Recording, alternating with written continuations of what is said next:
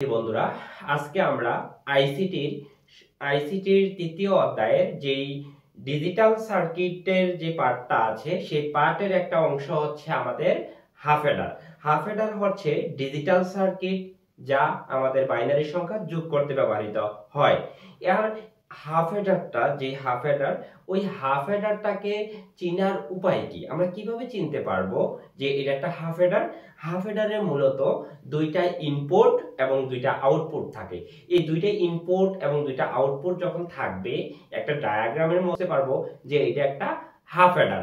তখন হাফ অ্যাডারের মধ্যে আমাদের যে সমস্ত পরীক্ষায় এক্সামে কি ধরনের কোশ্চেন থাকে, যে হাফ অ্যাডারের সাহায্যে মৌলিক গেট বাস্তবায়ন করো, হাফ অ্যাডারের সাহায্যে লজিক গেট বাস্তবায়ন করো, হাফ অ্যাডারকে ন্যান্ড গেট দ্বারা হাফ অ্যাডার বাস্তবায়ন করো, নর গেট দ্বারা হাফ অ্যাডার বাস্তবায়ন করো।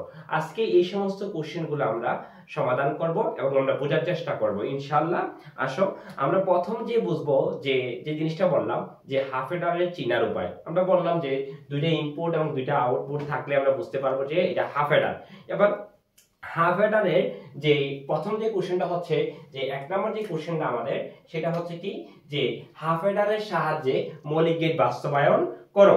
অর্থাৎ হাফ অ্যাডারের সাহায্যে যখন আমরা মৌলিক গেট বাস্তবায়ন করতে যাব তখন আমাদের একটা জিনিস মনে রাখতে হবে শিক্ষার্থী বন্ধুরা, তোমরা দেখবা 2 টু দি পাওয়ার n একটা সূত্র ছিল আমাদের। হ্যাঁ, এই 2 টু দি পাওয়ার n। এবার nটাকে তোমরা মনে রাখবে, ইনপুট সংখ্যাটা হচ্ছে আমাদের n এর মান। তাহলে ইনপুট সংখ্যা এটার মধ্যে কয়টা? দুইটা। এ আর বি কয়টা সংখ্যা? দুইটা সংখ্যা। তাহলে দুইটা বসাও, তাহলে কত আসছে? 4। তাহলে যদি n এর মান 2 বসানোর কারণে আমাদের মান আসে 4, তাহলে আমাদের একটা বেশি লিখতে হবে। যত আসবে মান তার চেয়ে একটা সারি বেশি লিখতে হবে। অর্থাৎ 4টা আসছে, আমরা 5টা সারি করব। ঠিক আছে, এবার আসো আমরা লিখি।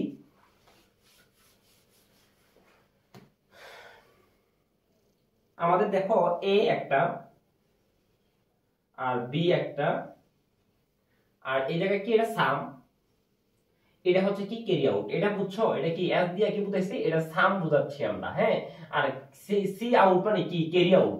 বুঝছো? ক্যারি আউট, এটা উ দিয়া কি বুঝাচ্ছি আমরা? Carry out, carry. বুঝছো? Carry out. হ্যাঁ, এবার আসো আমাদের কি এ, এই বি, এই এস, এই হচ্ছে কি ক্যারি আউট। বুঝছো? এবার আসো আমরা দেখো আমাদের যে এর যে ঘরে আমরা যে জিনিসগুলো লিখবো সেগুলো হচ্ছে বাইনারি ডিজিট, এবং বি এর ঘরে যে জিনিসগুলো লিখবো সেগুলো হচ্ছে আমাদের বাইনারি ডিজিট। বাট আমরা কোন ওয়েতে আমরা স্টুডেন্টদের রাখার জন্য একটা টেকনিক ফলো করবো আমরা, হ্যাঁ, সব সময়। সেটা হচ্ছে আমাদের রেজাল্টটা কত বের হলো যে 4। এই 4টাকে যদি আমরা সব সময় যে মানটা বের হবে ওই মানটাকে আমরা সব সময় অলওয়েজলি 2 দ্বারা ভাগ করব। 2 দ্বারা ভাগ করলে কত আসলো? যে 2 আসলো। 2 দোকানে কত? 4। তাহলে প্রথমে দুইটা শূন্য, যেহেতু 2 আসছে প্রথমে দুইটা শূন্য, দুইটা 1। তারপর যে রেজাল্টটা এই 2 কে আমরা আবার 2 দিয়ে ভাগ করব। ভাগ করাতে কত আসলো? আমাদের 1 আসছে। তাহলে একটা 0 একটা 1, একটা 0 একটা 1, এইভাবে লিখবো। ঠিক আছে, আর একটা টেকনিক ফলো করে লিখবো যেন আমাদের মুখস্থ করা না লাগে। ঠিক আছে, এবার আসো আর একটা কোনো কিছু না, জাস্ট একটা ওয়াই, জাস্ট মনে রাখার একটা ওয়াই। এবার আসো 0 0 যোগ করাতে আমাদের এস এর মান কত আসছে? 0 যোগ করলে কত? 0। হাতে কি আছে? না, না থাকলে এটা 0। এবার দেখো 0 আর 1 যোগ করলে কত? 1। হাতে আছে? না, হাতে নাই, তাহলে কত? 0। এবার 1 আর 0 যোগ করলে কত? 1। হাতে আছে? না, তাহলে আমাদের কত? 0।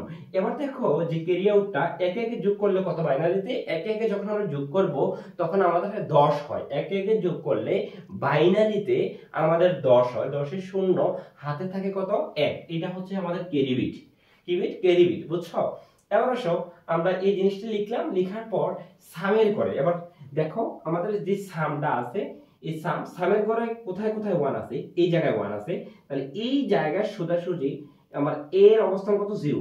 0 হলে তাহলে কত? আমাদের অ্যানোড। আর যখন 1 থাকবে তখন এটাকে বলা হয় অ্যাক্টিভ। অ্যাক্টিভ মানে কত? শুধু বি। ঠিক আছে, প্লাস এবার কোন করে? এই ঘরে 1 আছে। যে ঘরে 1 আছে সামের ঘরে, ওই ঘরটা নিয়ে শুধু আমরা কাজ করব। বুঝছো? এবার দেখো এই ঘরে কি 1 থাকলে আমাদের শুধু এ, 0 থাকলে তার উপরে কি বাদ। ঠিক আছে, তাহলে আমাদের সামের কাজ শেষ। এবার হচ্ছে ক্যারির কাজ। ক্যারি আউটের কাজ হচ্ছে কি, ক্যারি যে ঘরের মধ্যে শুধু অ্যাক্টিভ আছে, অর্থাৎ 1 কোন ঘরে আছে, সবার শেষের ঘরে, সেই শেষের ঘরে মানগুলো আমরা নিয়ে কাজ করব। এবার দেখো ক্যারি আউটের মানটা হচ্ছে 1 1, তাহলে কত a আর হচ্ছে b। এই হচ্ছে আমাদের সামটা বের হচ্ছে আমার কত, যে a not b plus a b not আর a b। এটা হচ্ছে আমাদের সাম আর ক্যারি আউটটা আমরা বের করলাম। এবার আমরা মৌলিক গেটটা আমরা অঙ্কন করব, ঠিক অঙ্কন করব। এবার দেখো a আর হচ্ছে কত b। এবার তুমি দেখো a এর মান কি, নট। a এর মান কি, নট, a নট। তাহলে আমরা বেসিক ক্লাস থেকে আমরা বুঝতে পারছি a নট কিভাবে আঁকে।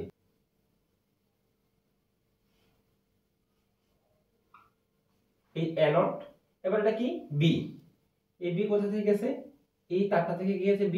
এটা একসাথে কি গুণ, গুণ মানে কি এন্ড গেট, গুণ মানে কি গেট, এন্ড গেট। এবার আসো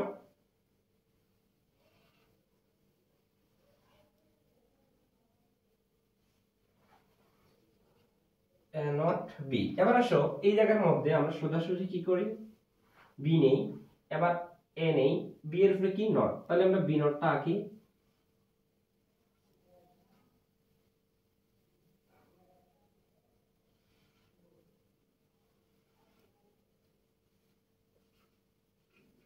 বি নট, ঠিক আছে, আমরা এটা আঁকলাম।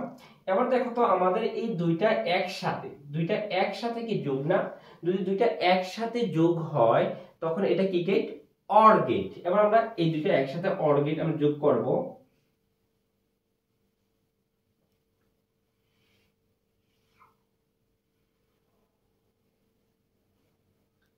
এটা হচ্ছে কি a not b plus a v not. এবার আসো আমাদের আরো একটা জিনিস পার্ট বাকি রয়েছে ab। ab মানে কি এন্ড গেট।